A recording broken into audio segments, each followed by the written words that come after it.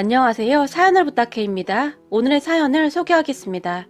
퇴근 후에 방 안에 걸려있는 할머니 사진을 바라보는데 그리움에 저도 모르게 눈물이 나오네요. 우리 할머니는 지방에서도 작은 마을에 사셨어요. 멀기도 멀었지만 엄마 아빠가 항상 바빴기 때문에 할머니를 자주 찾아뵐 수가 없었는데요. 어느 날 장사를 하던 엄마 아빠가 이른 새벽 도매시장에 물건을 떼러 갔다가 교통사고가 나서 두 분 다 세상을 떠난 뒤로 저는 선택의 여지 없이 할머니가 사는 곳으로 갈 수밖에 없었어요. 친가 외가에 친척들이 있었지만 아무도 저를 맡겠다는 사람들이 없었기에 저에게는 어떠한 선택의 여지가 없었거든요. 그렇게 큰아빠 손에 이끌려 내려간 할머니 집은 작고 허름한 그런 집이었어요. 아파트에서 나고 자랐던 저에게 할머니 집은 그저 불편하기만 했어요. 거기다 할머니와도 자주 만나거나 그런 적이 없었기에 서먹서먹하기도 했고 아직은 어리기만 했던 제 입에 맞는 음식도 없었고요. 그동안은 엄마가 제 반찬을 따로 챙겨줄 정도로 엄청 신경을 써주셨기에 할머니 집에 내려가 한동안은 밥도 잘 못 먹었어요. 그렇게 밥도 잘 못 먹고 비실비실대는 저를 보며 할머니가 어디서 구해왔는지 햄을 하나 구워주셨는데 그때 밥을 2공기나 먹었던 기억이 있네요. 우리 할머니는 참 좋은 분이셨어요. 혼자가 된 저를 어떻게든 보살피기 위해 정말 많은 노력을 하셨거든요. 저를 홀로 키워야 했던 할머니는 시장에서 장사를 시작하셨는데요. 동네에 아는 분이 시장 한 귀퉁이에 자리를 내어주셔서 그곳에서 장사를 시작하셨어요. 장사라고 하기에 그랬던 것이 밭에서 키운 오이, 호박, 그리고 직접 캐온 산나물 등을 팔았거든요. 그런데 그런 할머니에게는 치명적인 문제가 있었는데요. 할머니는 계산을 잘 못하셨어요. 그러니까 야채나 나물 등을 팔고 돈을 받고 거스름돈을 돌려줘야 하는데 그런 것에 어려움이 있었던 것이죠. 그래서 제가 할머니 옆에 쪼그리고 앉아서 계산을 해준 적도 많은데요. 그래도 동네 분들이 참 좋으신 분들이라 할머니가 2,000원이요 라고 말을 하시면 5,000원짜리 지폐를 내신 분이 할머니 1,000원짜리 2장만 주시면 돼요 라고 말을 하며 거스름돈을 조금씩 덜 받으며 도움을 주신 분들이 참 많았어요. 왜냐하면 주변 분들이 할머니와 손자가 열심히 사는 모습에 다들 걱정해주며 마음 아파하고 있었거든요. 그런 분들 때문에 할머니는 적어도 장사하면서 손해본 적이 많진 않았을 것이라는 생각이 듭니다. 그러던 어느 날 제가 할머니 옆에 앉아 있었는데 어떤 아줌마 한 분이 10,000원짜리를 내고 6,000원어치를 샀어요. 그래서 제가 거스름돈 4,000원을 드리려고 했는데 할머니 2,000원만 주세요. 아줌마가 할머니에게 말을 했고 옆에 있던 제가 그런 아줌마를 보며 거스름돈을 정확히 계산해서 드렸지만 이건 이따 가다가 과자 사 먹어? 아줌마가 보기엔 니네 할머니가 파는 야채가 여기서 제일 신선하고 제일 좋은데 돈을 너무 적게 받으시더라? 라고 웃으며 말하기도 했어요. 할머니와 저는 그러한 작은 관심 덕에 큰 도움을 받으며 살았어요. 이게 정말 별거 아닌 것 같지만 그때 당시에 우리에게는 이러한 관심과 사랑이 큰 힘이 되었답니다. 무엇보다도 제가 세상을 바르게 살아갈 수 있게 한 힘이 되기도 했습니다. 그 뒤에도 많은 분들의 도움으로 할머니와 저는 어려운 환경 속에서도 나름 꿋꿋이 살고 있었어요. 그러던 어느 날 제가 그날도 할머니를 따라 장사하는 곳에 갔는데요. 할머니 옆에서 장사하던 한 아줌마가 저기 할머니 손자도 같이 있는데 오늘은 가서 손자랑 식사하고 오세요. 할머니 없는 동안 제가 장사 봐드릴게요. 할머니에게 말을 했고 아니요 마음은 고맙지만 괜찮소. 할머니가 조용히 거절을 했어요. 그런 할머니를 보며 아유 할머니는 괜찮은데 할머니 손자가 안타까워서 그렇죠. 요 앞 모퉁이 돌아가면 맛있는 짜장면집 있으니까 한 그릇 먹이고 오세요. 아줌마가 계속해서 할머니를 설득했어요. 그런 아줌마의 말에 할머니가 저를 빤히 바라보더니 배고프지? 우리 이 앞에 가서 짜장면 한 그릇 먹을까나? 제게 물었어요. 그런 할머니에게 할머니는 칼국수 좋아하잖아. 할머니 좋아하는 칼국수 먹자. 나도 이제 칼국수 엄청 잘 먹어. 제가 할머니를 바라보며 활짝 웃었는데요. 그때쯤 저는 아무 음식이나 정말 잘 먹게 되었거든요. 편식 그런 것도 전혀 없었고 할머니와 먹는 음식은 그냥 다 맛있었어요. 그중 할머니가 해주던 시래기 된장무침이 지금도 너무너무 먹고 싶은 음식 중에 하나예요. 눈물이 날 정도로 말이죠. 그렇게 칼국수를 먹자는 제 말에 할머니가 아이고 우리 강아지가 이 할미 생각했어. 어쩌면 이래도 예쁠까나. 근데 오늘은 이 할미도 짜장면이 먹고 싶구나. 그 순간 할머니의 눈에 눈물이 촉촉히 맺혀 있었어요. 그리고 저는 그 순간이 평생토록 잊혀지지가 않네요. 시장 한기퉁이에서 할머니와 손을 잡고 신나게 걸어가던 모습이 마치 영화의 한 장면처럼 가끔 꿈에 나올 정도로 말이죠. 그렇게 우리는 옆에 아줌마에게 잠시 장사를 부탁하며 그럼 잠깐만 부탁 좀 하겠소. 냉큼 먹고 오리다. 할머니가 그 아줌마에게 부탁을 했어요. 그렇게 우리가 짜장면을 한 그릇씩 먹고 다시 돌아왔는데 우리가 오자마자 옆에서 장사하던 그 아줌마가 일이 있다고 장사를 끝마치고 일찍 갔는데요. 멀리서 그 모습을 지켜보던 생선을 팔던 아저씨가 할머니, 내가 저 여자한테 맡기지 말라고 했잖아요. 아까도 저 여자가 돈을 몰래 빼가는 것 같던데 안타까운 듯이 말을 했어요. 내가 돈이 많은 것도 아니고 가져가면 얼마나 가져간다고 내 돈을 가져가겠어요. 아닐 거 왜다. 걱정해줘서 고맙구려. 할머니가 그냥 웃고 말았는데요. 그런 할머니를 보던 아저씨가 그냥 벼룩에 간을 빼먹지. 아주 나쁜 여편네 같으니라고 중얼거렸는데 문득 저와 눈이 마주친 아저씨가 꼬마야, 할머니 옆에 있던 그 여편네 조심하거라. 아주 못된 여편네라고 시장에 소문이 자자하단다. 제게 당부를 했어요. 그리고 전 아저씨의 말대로 그 다음부터 할머니 옆에서 장사를 하는 아줌마를 유심히 바라봤는데요. 생선가게 아저씨 말대로 우리 할머니가 바쁜 틈을 타서 그 아줌마가 몰래 돈을 가져가는 듯 했어요. 그 모습을 보며 제가 화가 날 대로 났는데요. 우리 할머니 앞에서 환하게 웃으면서 뒤에서는 5,000원짜리, 1,000원짜리 돈을 몰래 챙기고 있었거든요. 그렇게 제가 몇 날 며칠을 고민만 하다가 어느 날 학교가 끝난 뒤에 선생님에게 선생님, 남의 돈을 막 그냥 가져가면 어떻게 해야 해요? 라고 물었는데요. 뭐? 남의 돈을 막 가져가는 건 도둑인데? 그럼 경찰에 신고해야지. 왜? 누가 네 돈을 가져갔니? 선생님이 놀라서 물었어요. 그런 선생님에게 남의 돈을 그냥 막 가져가면 도둑인 게 맞는 거죠? 제가 다시 물었고. 그렇지. 그건 아주 나쁜 행동이란다. 경찰관 아저씨한테 아주 혼이 나야 해.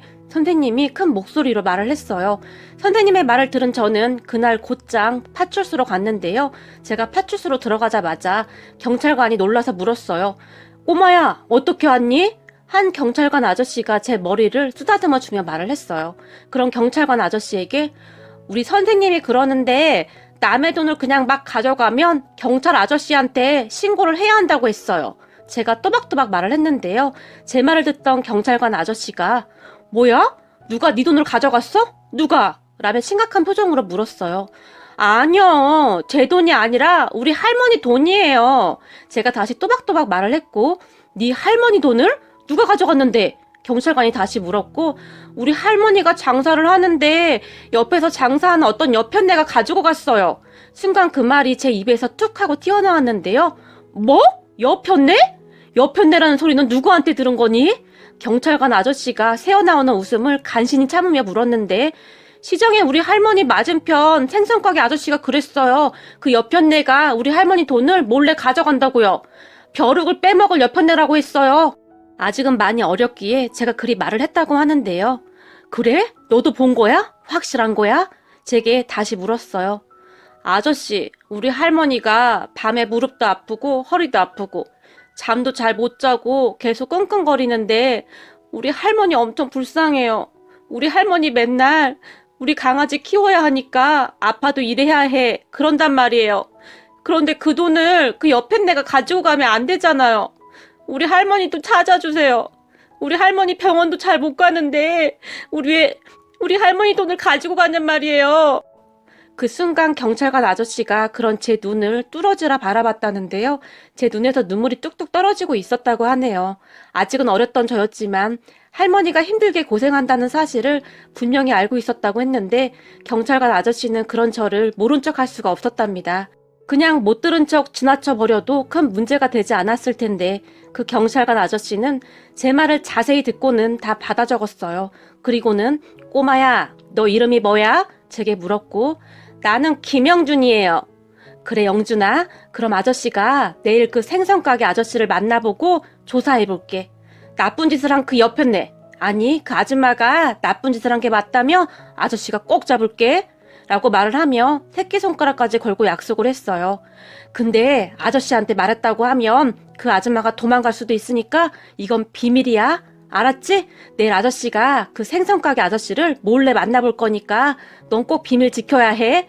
라며 당부까지 했어요. 그렇게 다음날 경찰관 아저씨가 시장에 몰래 와서 생선가게 아저씨를 만났고 생선가게 아저씨의 진술을 토대로 할머니가 장세할 때마다 몰래 숨어서 그 아줌마를 지켜봤다는데요. 얼마 오래가지 않아서 할머니의 돈을 슬쩍하는 걸 딱 잡아냈어요.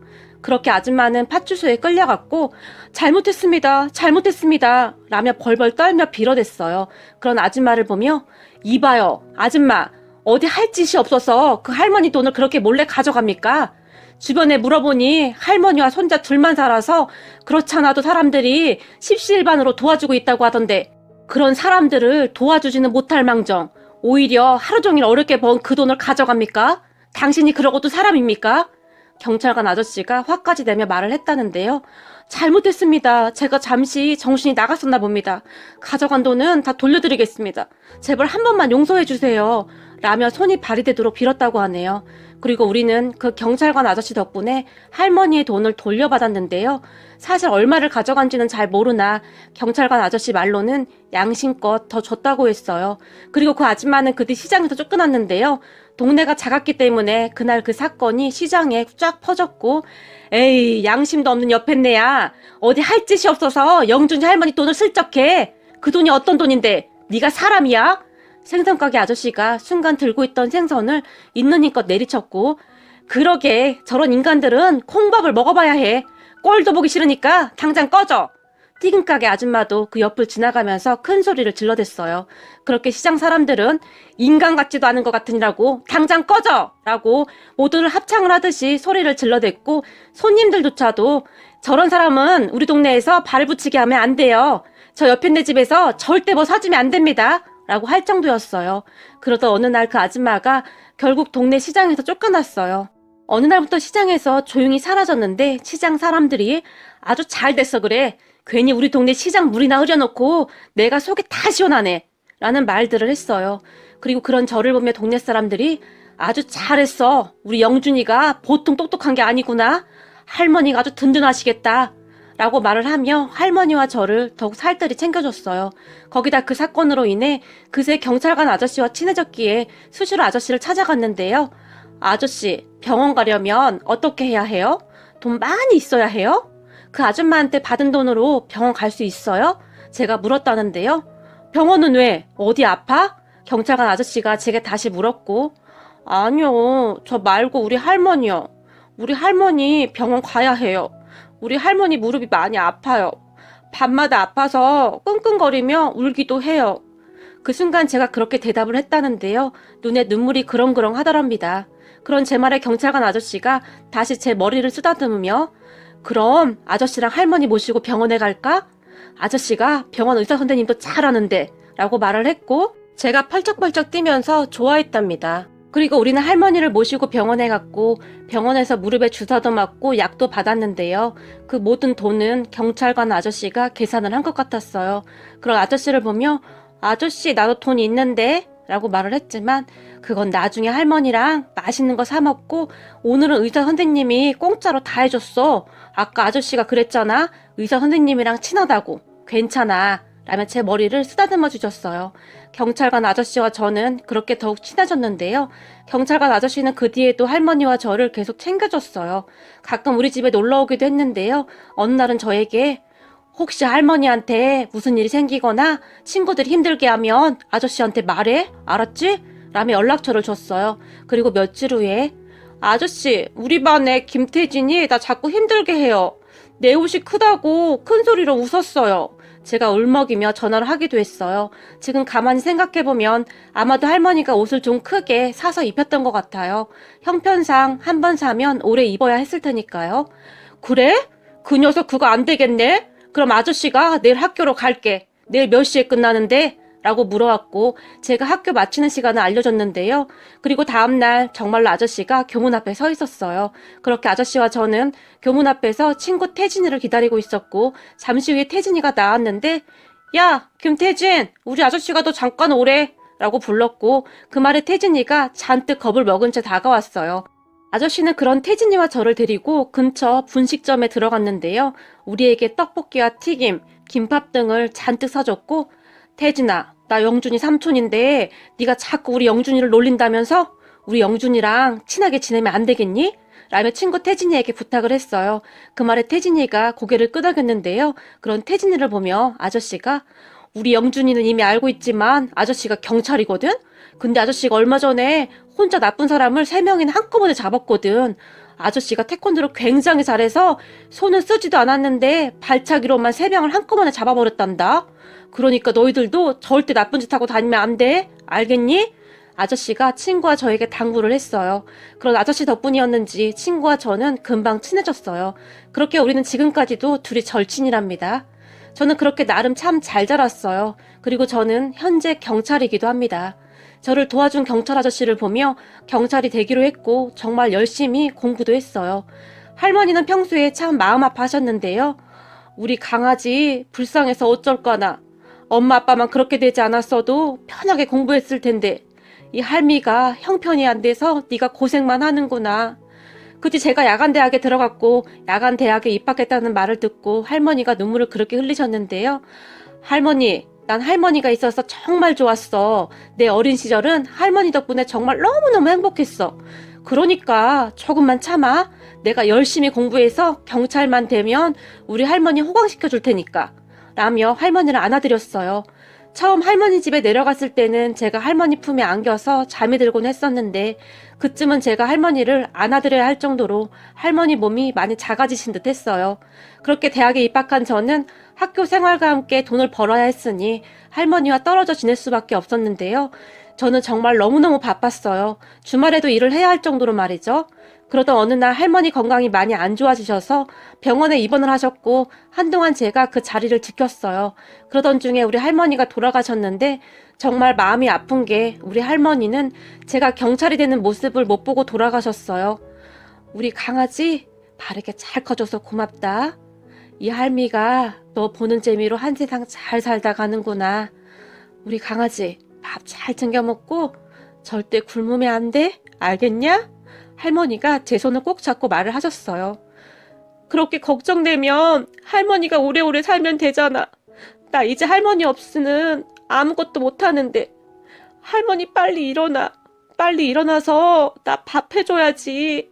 순간 제 목소리가 떨리고 있었어요. 할머니가 그런 제 얼굴을 하염없이 쓰다듬어 주셨는데요. 우리 강아지 집에 가면 장판 밑에 우리 비물 금고 있잖니? 거기에 이 할미 비상금이 있을 거야. 그거 가지고 필요한데 써. 할머니가 눈물을 흘리며 간신히 말을 하셨어요. 장판 밑에 비밀 금고는 할머니와 저만 아는 장소였어요.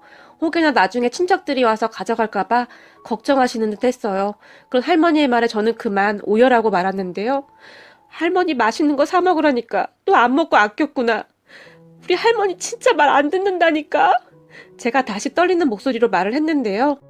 이 할미는 너만 봐도 배가 불러. 너 좋아하는 짜장면도 먹고 탕수육도 먹어. 그렇게 좋아하던 탕수육 한 번을 제대로 못 사줬구나. 할머니가 제 얼굴을 하염없이 바라보며 말을 했어요. 그런 할머니의 말에 제 눈에서 눈물이 멈추질 않았어요. 그렇게 우리 할머니는 조용히 눈을 감았고 아빠 형제들이 와서 장례식을 치렀어요. 그리고 그곳에 아저씨, 그러니까 어린 시절부터 저를 도와줬던 경찰관 아저씨와 친구 태진이가 끝까지 함께 해줬어요. 제가 어른이 된 뒤에도 경찰관 아저씨와 태진이는 자주 만나곤 했으니까요. 그리고 그 뒤 저는 정말 어렵게 경찰이 되었고 경찰이 된 저를 축하해주러 경찰 아저씨와 태진이와 다시 만났던 어느 날 내가 이놈 이거 해낼 줄 알았다. 그 어린 것이 경찰서 문을 열고 들어서는데 눈빛이 보통 얘기가 아니었어. 그 어린 시절 젊디 젊었던 경찰관 아저씨는 어느덧 중년이 되어 있었는데요. 그때 아저씨가 안 도와줬음 제 인생도 바뀌지 않았을 거예요. 정말 감사해요. 지금 생각해보면 다른 경찰이었다면 그냥 어린 나이에 장난으로 듣고 말았을 텐데 아저씨는 안 그랬죠? 아저씨의 그 마음이 저를 바른 길로 이끌었던 거예요. 그때 생각이 나서 순간 제 목소리가 떨려왔는데요. 아니다. 바르게 잘 커져서 정말 고맙구나. 경찰관 아저씨도 목소리가 떨리고 있었어요. 아저씨는 누군가를 만날 때마다 우리들만의 추억 이야기를 항상 하시곤 했는데요. 그랬기에 한참도 더 지난 일이었지만 저는 그때의 모든 것들을 생생하게 기억할 수 있었고 말이죠. 100번, 1000번을 다시 들어도 질리지가 않는 우리들만의 추억 이야기였으니까요. 그리고 지금 이 순간 저를 이 자리에 있게 도와주신 시장 어르신들과 동네 분들에게 허리 숙여 감사 인사를 올립니다. 혹시 어디선가 제 이야기를 듣고 계신다면 어르신들의 따뜻한 말 한마디 한마디가, 그리고 따뜻한 미소들이 지금의 저를 이 자리에 있게 했습니다. 정말 정말 감사드립니다. 어르신들의 은혜 절대 잊지 않고 저도 그대로 베풀면서 살아가겠습니다. 시간이 허락된다면 그 시장에서 다 같이 다시 만났으면 좋겠네요. 그리고 우리 할머니는 항상 내가 안타깝다고 했지만 내 인생에서 가장 행복했던 시간이 언제였냐 물어본다면 그건 할머니와 함께한 시간이었다고 망설임 없이 말할 수 있을 거야. 할머니, 보고 싶고 사랑해요. 오늘의 사연은 여기까지였습니다. 즐겁게 보셨다면 구독, 좋아요 부탁드립니다. 고맙습니다.